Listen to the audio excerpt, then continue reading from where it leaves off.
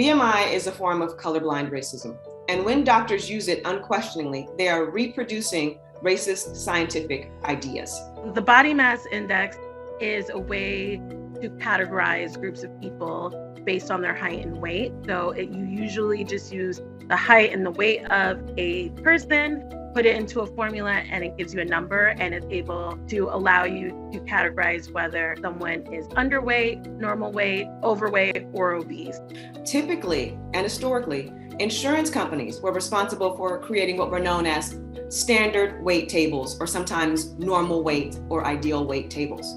So these insurance companies were giving doctors guidelines about how to judge whether or not a person was, quote, healthy based solely on their weight and their height. So when in the 1970s, a group of doctors, white American and white British doctors, decided that they wanted to move away from this type of medical insurance company control, what they decided to do was reformulate what had been previously known as the Quetelet Index into what is now known as the body mass index. They didn't make any major changes. Medical practitioners were relying on cultural notions of what constituted health and beauty, which were rooted in white fetishism. So in other words, BMI is not a tool that is rooted in evidence-based medicine. It is a tool that American and British white doctors decided would be no more troublesome than the insurance industry tables that they had inherited. This was not used for large groups of people. This was not used for people who come from a variety of different backgrounds, racial, ethnic, anything like that. It was used in a group of white people.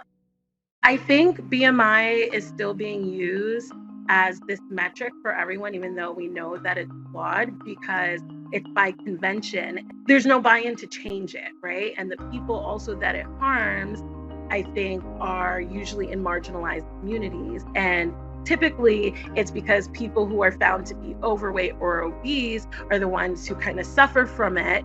I think there hasn't been that much of an incentive to change it because there's a lot of bias against people in larger bodies.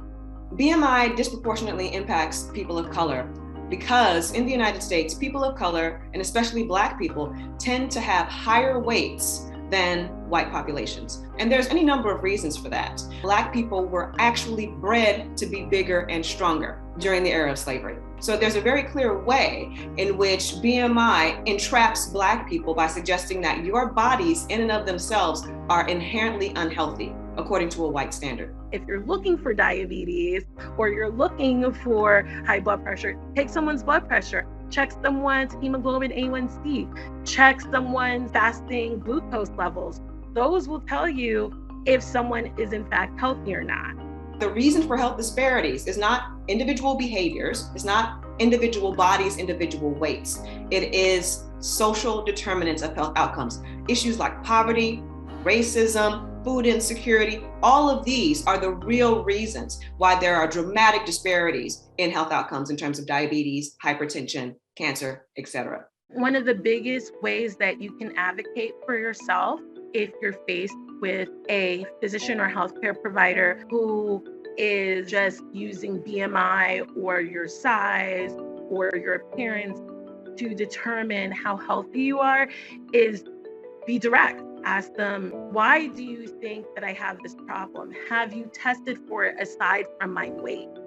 It is our jobs as physicians to provide you good health care. It is our job as physicians to answer your questions and to do a thorough job. You're not bothering us by asking us these questions. You're not bothering us by requesting that we do a thorough workup or explain to you why we've come up with whatever diagnosis or risk assessment for you. You have the power and the right to proper health care no matter what your size is.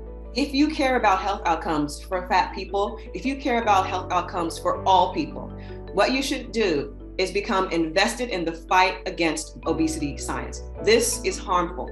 All that it does is stigmatize an already marginalized group of individuals, and overwhelmingly, these people are Black.